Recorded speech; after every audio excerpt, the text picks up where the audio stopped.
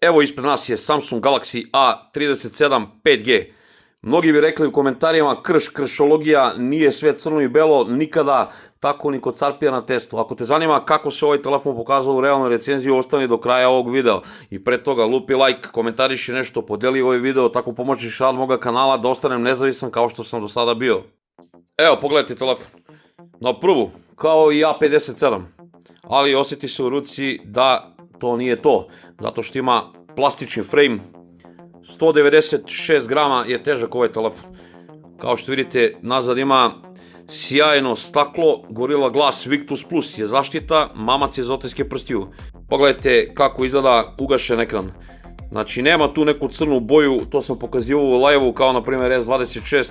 Znači ovako kad gledamo sa nekim kvalitetnim AMOLED ekranom, znači ovo mu dođe siva boja, a ne crna. Pogledajte kako se sa ugašenim ekranom vide ti ružni, debeli, bezeli ili ovi okviri. Nema nikakvu fabričku foliju zalepljenu, ali Gorilla Glass Victus Plus je zaštita ovoga ekrana. Kao što vidite, sa desne strane su ove tipke, evo pogledajte kako izgleda odozgo, sa leve strane nemamo ništa.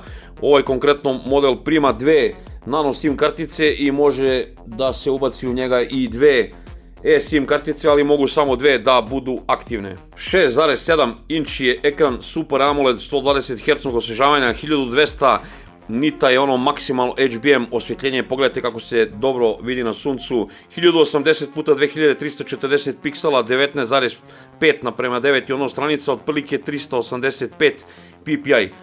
Evo pogledajte, ima pravi always on display, ali pogledajte odmah biometriju. Znači biometrija je katastrofa. Znači kao kod A57 morate bukvalno da stisnete kao da imate fizički taster. Biometrija 0 bodova. Što se tiče optičkog čitača prsta, ajmo da vidimo Face Unlock kako radi. Ajmo još jednom, bum. Ajmo još jednom. Radi, ali to je stvarno usporeno, konkurencija to radi mnogo bolje. Ovaj telefon izašao je sa Android 16 i obećali su 6 Android nadogradnje, što je super. Podrška One UI 8.5 je trenutno u njemu. Pokreće ga Exynos 1480 izrađen u 4 nanometra, to je otprilike 3 godine star procesor koji je pokretao još A55. Ovaj konkretno model ima 8 GB RAM-a i 256 GB UFS 3.1 one interne memorije. Evo pogledajte kako se pokazalo u testovima Wide Live, ekstremni ovi stresni test od 20 petlji. Evo pogledajte, stabilnost 99,1, to su skromni rezultati, ali nema nikakvog pregrevanja, samo sam umlačio. Evo pogledajte, i brojke Geekbencha 6. Evo pogledajte rezultate Antutu benchmark testa, prebacili smo 1.000.000, što nije loše skroz, 3,9 stepeni je temperatura išla gore, a 5% baterija dole nakon 10-ak minuta ovog benchmark testa, što u stvari i nije loše. Ovaj telefon ima stereo zvuk. Evo pogledajte ovu autorotaciju koju pokazujem na svakom telefonu, sada ćemo da pustimo neku Sarpijevu melodiju, pa ćemo da pojačamo dodaske. Tuc, tuc.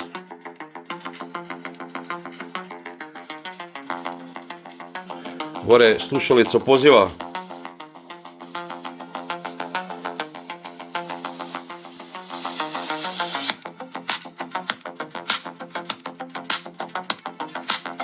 Meni je zvuk stvarno jasan i glasan. Telefon lepo radi za ovih par dana što sam ga testirao, mislim nisam našao nikakvih stvarno problema. Sve radi na njemu kako treba, dupli tapovi za paljenje, gašenje, spuštanje sa pola ekrana. Imamo ovaj pametni sidebar sa strane, velike male foldere, SRKT search, to lepo radi, Gemini, sve lepo radi na ovom telefonu. Bluetooth 5.4, USB Type-C, 2.0 je OTG podrška, ima virtualni proximity senzor koji, mogu da vam kažem, uopšte nije sjajan. A nije ni baš onaj najgori, ali bilo bi bolje da su stavili neki fizički proximity senzor. Litijum-ionska baterija 5000 mAh, 45 W, podržava žično punjenje, ceo dan, ok, možete reći baterija, konkurencija nudi mnogo više, čisto da napomenem. Ajmo da pređemo na te famozne kamere. 50 megapiksela je glavna kamera, sa optičkom i elektronskom stabilizacijom snima video u 4K u 30 fps, 8 megapiksela je ultra široka kamera i 5 megapiksela je makro kamera. Selfie kamera je 12 megapiksela koja snima video u 4K u 30 fps. Evo pogledajte aplikaciju kamere, isto ko na A57, nemam tu šta drugo da vam pokažem. ono standardno Samsungovo. U nastavku videa pogledajte kako ovaj telefon pravi slike i video zapise, pa ćemo damo neki sud i o ovom telefonu.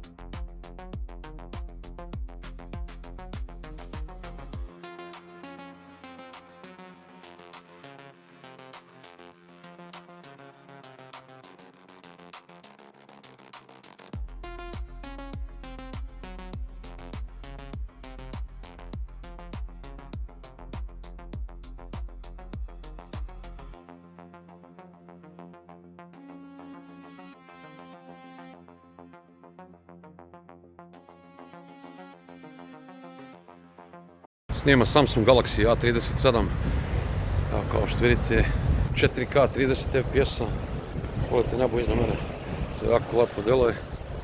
Sad ću prebacim na glavnu kameru, znači imamo to prebacivanje sa senzora na senzor što ja volim. Pogledajte, ovdje mogu da zoomiram 2 puta, 4 puta, 10 puta, ovo je sve u pokretu. Ono glavna kamera. Pogledajte kako to radi ovaj A37, pa mi vi pišite u komentarima kako se vama čini i stabilizacija i sve. Znači nisam stao ni jednom, sve u pokretu. Evo sad idem na posao. Sunce iza mene, znači najteži mogući uslovi. Evo pogledajte ljudi. Video snima Samsung Galaxy A37 njegovom glavnom kamerom 4K 30 fps-a. Kao što vidite, noći teški uslovi. Da vidimo kako on to radi. Ovdje kod mene u Bangladešu.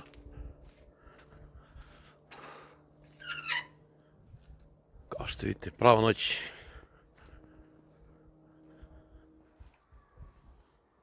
Autofokus. Ajmo malo da zoomiramo. 2 puta, 4 puta, 10 puta. Pa ponovno glavna kamera. Ajmo malo proštamo. Da vidimo kako to izgleda.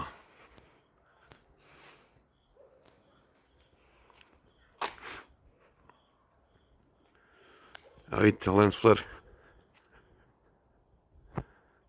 2 puta u pokretu, 4 puta, 10 puta. Sad hodamo, ponovno glavna kamera, pa sad malo ja. Isto 4K, 30 fps. Kao što vidite. Ako ste vidjeli kako ovaj telefon pravi slike i video zapise, ja nemam tu stvarno šta da dodam i dodam neku vičnije fotografisanju i video snimanju, napravit će sigurno bolje rezultate. Dobre strane ovog telefona, to je taj ekran. Ekran se sjajno vidi na suncu. Baterija skroz ok uz 45W punjenje, kamere su po meni skroz ok. Podrška isto 6 godina, Android na dogradnji, to je ok. E sad, šta je loše na ovom telefonu? Pod 1 cena. Cena je preskupa i na oglasima. Ovaj telefon ne vredi više od 250 evra, šanse nema. Izgled. Zašto kažem izgled? To je taj retro izgled ovih debelih bezela, ove bradurine, tako da ne mogu nikako da kažem da ovo u 2026. godini je ok, s obzirom šta nudi konkurencija. Pogledajte, onaj mnogo jeftiniji telefon Honor 6 Lite koji sam imao, on je za ovo premium. Kad se gleda ovako, da se ne lažemo, pogotovo što se tiče, na primjer, aluminijumskog frejma i napred izgleda, znači ovaj onako baš retro gadno izgleda. Biometrija, katastrofalna biometrija kao na A57, pa ovo je ljudi sramota, mislim, evo, pogledajte, sada je otključao, znači ja moram da pritisnem, znači ovo je, ne znam šta da kažem, katastrofa živa. Ovo je bukvalno reciklirani A55. Konkurencija nudi mnogo bolje i mnogo više. Bolje, ako hoćete da kupite Samsung, uzmite A56 ili dodajte malo više para, uzmite S25 FE. A ako nećete Samsung, možete da uzmete Poco X8 Pro ili Pro Max i skroz ok priča i vjerojatno bolja priča. Da su cene isti, na primjer, konkretno, Poco X8 modela, onaj koji sam skoro radio, Honora 600 Lite i ovog, da su iste cene, ja bih odabrao ovaj. Zašto? Zato što ovaj ima bolje kamere. Meni kamere znače to prebacivanje sa senzora na senzor, snima 4K u 30 fps, znači da je cena nekih 250 evra i da su cene otprilike iste tih nazovi Kršića i ja bi odabrao ovaj Galaxy A37. Znači ovo nije loš telefon, nikako nije loš telefon, ali kad vidimo koliko košta i na oglasima i zvaničnim cenama, ovo je katastrof samo zbog cene. Inače telefon je skroz ok. Kome to ne smeta, telefon radi posao i imaće podršku 6 godina, nema greške. Ako vam se svidao video, lupite like, komentarišite nešto, podelite ovaj video, tako pomožete rad moga kanala da ostane nezavisan kao što sam do sada bio. Vidimo se u nekoj drugoj recenziji, puno pozdrava od Carpija, ljubio vas brat.